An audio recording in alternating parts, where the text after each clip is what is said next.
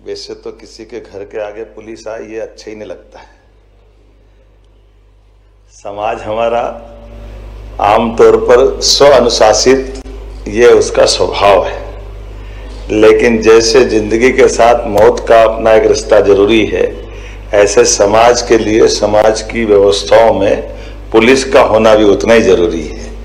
और पुलिस का होना जरूरी है और पुलिस में तत्परता की और ताकत बढ़ जाए तो सोने पे सुहागा हो जाता है। ये तत्परता बढ़ाने का नया प्रयोग है। मेरी अपनी ओर से बधाई एक बार आपके इस नए आयाम की। जिस प्रकार का समय बदल रहा है, समय चल रहा है, सच में जब 2015 में ये 100 डायल आई थी, आपकी टेक्नोलॉजी तो आप ही जानो कि इसे भोपाल से कंट्रोल होता था। आमतौर पे मेरे भी दिमाग में ये था कि गई गाड़ी गड्ढे में और टीआई साहब मजे करेंगे, कौन किसको मतलब काय की गाड़ी ने काय का चक्कर है।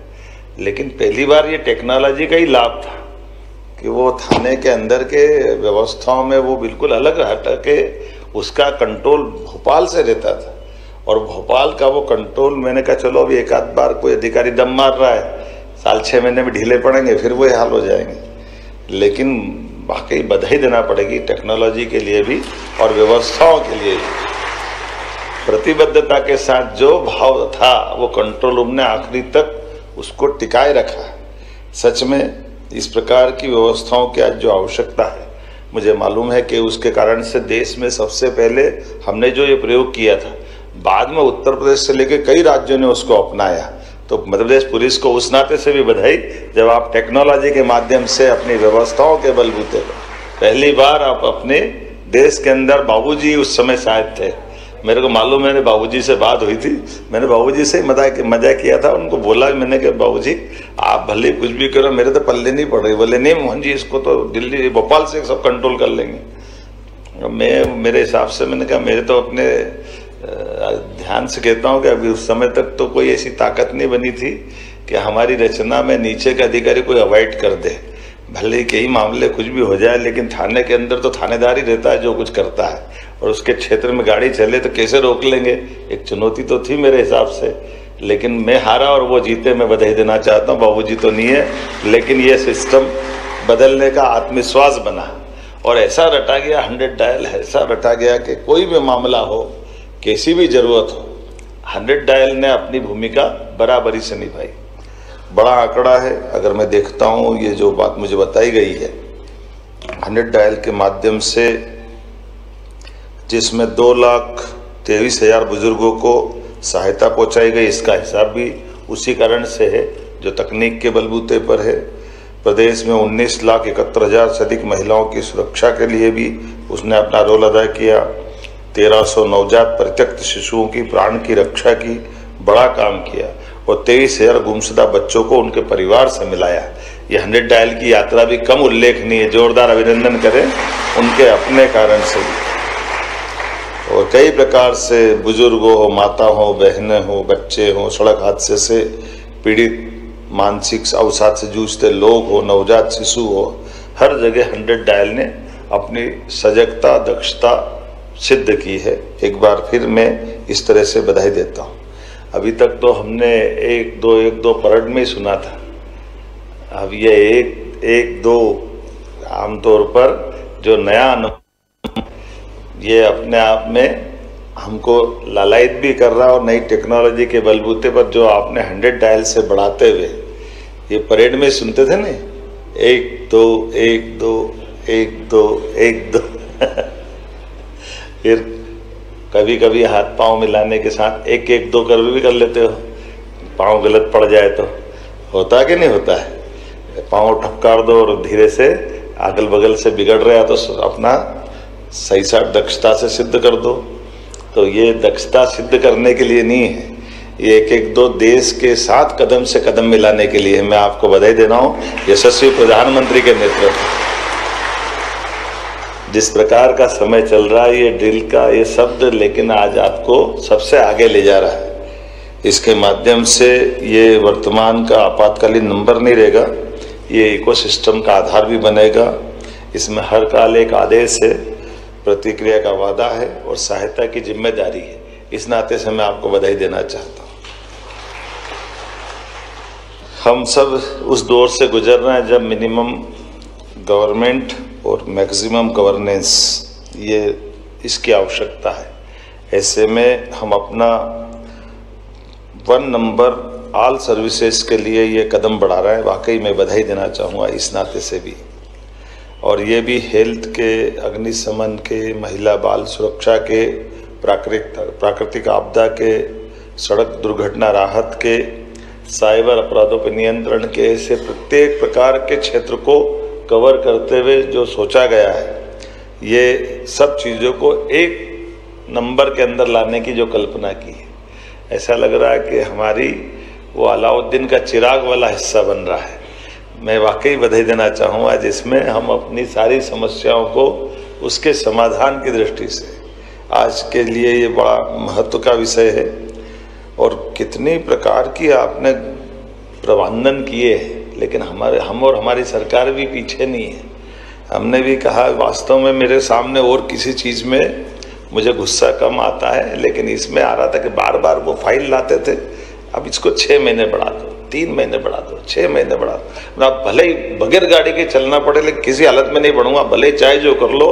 अब नया टेंडर लाओ, नई तैयारी करके आओ। कोई प्रबंधन की कोई तो सीमा होना चाहिए। तो मैं बधाई देना चाहता हूँ, आपने वादा निभाया और एक बड़ी अपनी उपलब्धि हासिल की। देर आयत दुरुस्त आयत, आप उससे और अच्छे से निकले। जब हमने कहा कि इसमें बजट बढ़ाने की बात आई तो हमने 50% बजट बढ़ा दिया था। 1084 करोड़ को 1500 करोड़ तक हमने ले गए। कोई तकलीफ नहीं, हमारी पैसे की परेशानी नहीं है। जो कर सकते हैं अच्छा करो, और इतना अच्छा करो कि बाकी को प्रेरणा मिले। इसलिए ये, लेकिन आपने 15 करोड़ से के टेंडर को भी कम में निपटा लिया, तो भी बधाई देना चाहूँगा जोरदार तरीके। हमारी तरफ से तो कोई मना नहीं थी, लेकिन आप अपने फार्मूले में देख लो, सारी चीज़ों के लिए आप ही जवाबदार हो। ये बड़ा अच्छा काम है, क्योंकि हमने कहा कि कुछ भी करना, सुरक्षा से समझौता मत करना। ये छूट हमने आपको पहले दिन दे रखी थी, और मुझे इस बात का संतोष है कि पुलिस विभाग अपनी उस अपेक्षा पे खरा उतर रहा। मैं आपको सबको बधाई देना चाहूँ। हमारे लिए मित्रों, पुलिस केवल सुरक्षा की गारंटी नहीं देती है, कानून व्यवस्था की गारंटी नहीं देती। आजकल तो सोशल पुलिसिंग की भी अत्यंत आत्मीयता के साथ रिश्ता निभाने का समय की आवश्यकता है। हमारे लिए ये जो परस्पर मानवीयता का विश्वास है, ये सच में संवेदनाओं के साथ आता है। मैंने कई अवसर पे बोला है, हमारे कई अधिकारी आज भी, पहले भी अगर हम याद करें, अपनी उस भावना से ओतप्रोत रहते हैं। और ऐसे में जब इस भाव से हम जब जाते हैं तो वो अलग प्रकार का, आजकल तो हम सब देखते ही हैं इन दृश्यों के माध्यम से, जब कोई ट्रेन से गिरते गिरते किसी यात्री को संभालने में अपनी जान की बाजी लगाते पुलिस जवान दिखाई देता है, तो सच में हमको लगता है कि हाँ, ये बदलते दौर का भारत है, बदलते दौर के समय के अपनी। लेकिन ये भी बात सही कि ये सोशल मीडिया, पुलिस तो पहले भी ऐसी थी, कई लोग उसमें शुरू से ऐसे ही हैं, जिनने अपने आप को, जब सारे लोग संकट में भाग खड़े होते। मैं कोविड में भी मैंने उस दौर को देखा है, जब कोविड के समय सारा कल क्या होगा कुछ मालूम नहीं, बीमारी कौन है, कैसी है, क्या करेगी, कुछ अंदाजा नहीं, लेकिन मौत का बवंडर मच रहा था। लेकिन मुझे इस बात का संतोष है, या तो स्वच्छता कर्मी या उनके आगे सुरक्षा कर्मी पुलिस खड़ी थी, जो अपनी जान की बाजी लगा करके कोविड में भी सारे समाज में विश्वास बनाने का काम। बड़ी चुनौती के बीच हमने हमारे कई सुयोग्य जवानों को, अधिकारियों को कई सारे प्रकार से उनके अपने, कई को तो खो दिया, कई को कई प्रकार के कष्ट भी हुए जो शरीर के साथ उनके जुड़े हुए। लेकिन हर हालत में, हर चुनौती में हमारे पुलिस के अधिकारियों ने, जवानों ने अपने विश्वास पे खरे उतरने की भूमिका निभाई है। इस नाते से मैं बधाई देना चाहूँगा। लेकिन हमारी समस्या कम नहीं है, और हमको चुनौती भी बढ़ती जा रही है। चुनौती के नए नए प्रकार आ गए, और नए नए प्रकार से नई नई दौड़ों से निकल रहे हैं। अब आप सब के माध्यम से हमारा छोटे से छोटे स्थान का भी, कोई छोटी बात भी मीडिया और व्यवस्थाओं के आधार पर कई बार ऐसा लगता है कि ये बड़ी बात हुई, लेकिन ऐसी बड़ी बात हो या छोटी बात हो, हमारी दक्षता समान रूप से होना चाहिए। मैं आपके इस रोल के लिए भी बधाई देना चाहूँगा कि हमारी तरफ से पूरी छूट है। अगर कोई गलत करता है, किसी खराब काम में इन्वॉल्व है, किसी भी जगह कोई ऐसी आपको लगता है कि वहाँ कार्रवाई होना चाहिए, मेरी तरफ से पूरी छूट है। आप ठोस कार्रवाई करें, सरकार आपके साथ खड़ी रहेगी। निश्चित रूप से हम इसमें पीछे आने वाले हैं। और इस मामले में न केवल इस प्रकार से बल्कि देश विरोधी ताकतों के मसले पे भी, नक्सलवादी मामले में भी सारे प्रकार से जिस प्रकार से आप जो चाह रहे हो, हम सब प्रकार की छूट दे रहे हैं। और अभी तो ये जो आपके अपने खुद के टेक्नोलॉजी के बलबूते पर इस संसाधन का हम लाभ ले रहे हैं। हमने कई प्रकार की पदों की नियुक्तियां भी दी है कि आपको जितने जवान चाहिए, जैसा चाहिए, सरकार आपके मामले में कोई पीछे हटने को तैयार नहीं। हमने अपने पुलिस बैंड से लगा करके बाकी व्यवस्थाओं में भी एक प्रकार से जोड़ करके हमारी अपनी दक्षता बढ़ाने के लिए विभाग अपने काम को अच्छे से कर ले, विभाग की साख और अच्छी बनती जाए और प्रदेश की पुलिस का देश में नाम हो, दुनिया में नाम हो, ये हमारी मन की भावना भी है। एक बात अभी सीएस के साथ बातचीत करते करते और निकली थी। अभी हमारी अब नए दौर की नई व्यवस्था में ये जो अलग से हमारी डिजिटल दुनिया में कैमरे भी लगे हुए हैं, स्मार्ट सिटी के कैमरे हैं, अलग अलग प्रकार के भी है। तो एक टेक्नोलॉजी के बलबूते पर जो सिविल अलग अलग विभागों के भी जो कैमरे हैं, उससे भी आपका तालमेल कराने के लिए इस दिशा में भी हमने कहा कि पुलिस का रोल सबका समेकित रूप से हो जाए, ताकि कई सारी चीज़ों में भी आपका इन्वॉल्वमेंट बढ़े। इसमें कोई कष्ट नहीं। ऐसे कई प्रकार के नवाचार से भी जोड़ रहे हैं। जैसे हमने वैसे ही कहा कि बड़ा थोड़ा अटपटा भी लगता, मैंने पहले भी उल्लेख किया था कि अभी राजधानी में जब देखो, जब कभी बड़ी संख्या में कोई कार्यक्रम होता है, कोई वीआईपी का मूवमेंट हो या कोई और कारण से हो, तो सुरक्षा में जवान लगते हैं। ठंड गर्मी बारिश में, खुली बारिश में वो स्टॉपर लगा के लोगों को चेक करते रहते हैं। बड़ी प्रकार की चुनौती है, वो भी एक उनका अपना ड्यूटी का काम भी है। ऐसे में हमने कहा कि इसका रास्ता भी निकालते जाए। तो हमने महापौर जी आपको भी बताया हुआ है, हमने कहा एक काम करो, सब दूर द्वार बनाओ पक्के, ताकि हमारे जवान भी सुरक्षा से बैठे, वहाँ डोम भी लग जाए, व्यवस्था भी हो जाए, और मौका पड़े तो आपातकालीन रूप से उसको हमारे ये प्रबंधन निर्माण के स्थापत्य के ये उसी प्रकार के हैं, उनका नामकरण कर देंगे। कोई विक्रमादित्य द्वार, कोई राजा भोज द्वार, जो मध्य प्रदेश का अतीत है उसको सबको राजधानी के साथ जुड़ना चाहिए। इसमें क्या तकलीफ है? और ऐसे में हमारी वो मदद भी हो जाएगी। कई बार वो स्टॉपर पे कोई गाड़ी चढ़ा के ले जाता है, कई बार जवान घायल हो जाता है, क्या क्या नाटक है, हम सब इसको समझते भी है। लेकिन ऐसे सारे कामों के पहले आज तो मैं कल 15 अगस्त है, और आज का दिन कई कारणों से और महत्व का भी है। एक बड़ा कारण आपकी उस अतीत के आपके ही अधिकारियों ने जो देश के विभाजन के समय वो कष्ट का दौर पूरे देश ने दुनिया के सामने विभाजन की विभीषिका के साथ भुगता था। कोई नहीं सोच सकता था कि एक अखंड देश के दो बंटवारे हो जाएंगे, एक टुकड़ा अलग हो जाएगा, एक टुकड़ा अलग हो जाएगा। ऐसे में जो इनोसेंट थे, जो इस पूरी बात को लेकर के इतनी बड़ी संख्या में बड़े पैमाने पे एक दूसरे के पलायन का दौर गया, दंगे का दौर आया, खूनम खून का दौर आया, वो इतना कष्ट का टाइम था। आज सच में 14 अगस्त उस बंटवारे की बहुत भीषण त्रासदी का दिन भी है। उस त्रासदी को स्मरण करते हुए रोंगटे खड़े हो जाते हैं। परमात्मा करे ऐसा दिन कभी नहीं आए, लेकिन ऐसे दौर में भी हमारी सारी सेना ने, सशस्त्र बलों ने जो भूमिका अदा करके जितना कर सकते थे, जितने लोगों की जान बचा सकते थे, वो सब कुछ करने का प्रयास किया। उनको भी स्मरण करने की आवश्यकता है। देश के वो सारे स्वनाम धन्य अलग अलग प्रकार के इससे जुड़े हुए समाज सेवी और सारी बातों, क्योंकि ऐसा कहा गया है कि इतिहास को जो विस्मृत करता है, भविष्य उसको माफ नहीं करता है। तो इतिहास की वो एक भीषण त्रासदी को सदैव हमारे मन में होना चाहिए, सदैव स्मरण में रहे। इसलिए आज़ादी का आनंद तो हम मनाएंगे ही, लेकिन विभाजन की विभीषिका को भी नहीं भूलेंगे।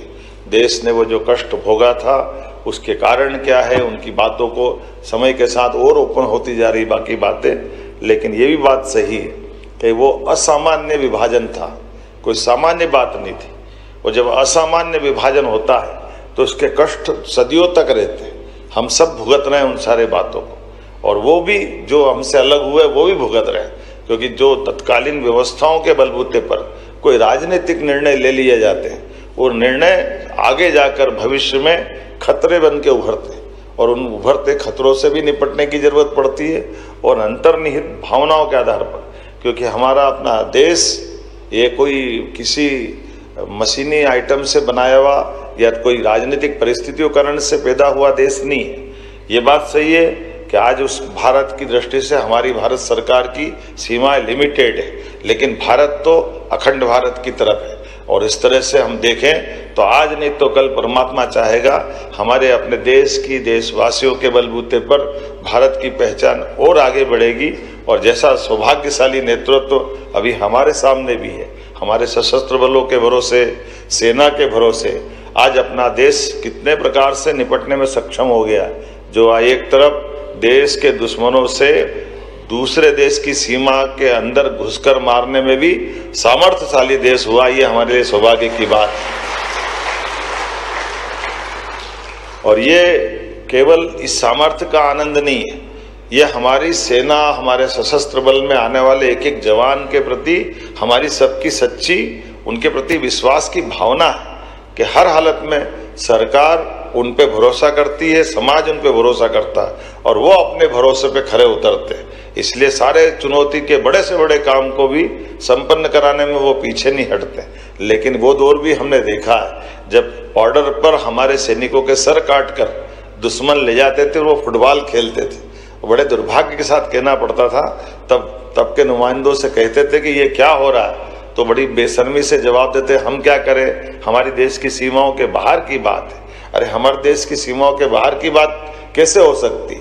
हमारा जवान अगर इस ढंग की सीमाओं पे खड़ा है, जब वो सारी चुनौतियों का मुकाबला करने में समर्थ है, ऐसे में उस पे आने वाली परेशानी में आप हाथ में हाथ बांध करके बैठे नहीं रह सकते हो, आपको इससे मुकाबला करना ही चाहिए। और मुझे इस बात की प्रसन्नता है, वो बॉर्डर के बाहर का मामला हो या नक्सलाइट के तरीके से अपने देश के अंदर के मामले हो, इन सारे मुद्दों का समाधान अपनी आंखों के सामने अब देश निकाल रहा है। इसलिए यशस्वी प्रधानमंत्री को बधाई देते हैं, माननीय गृह मंत्री जी को बधाई देते हैं।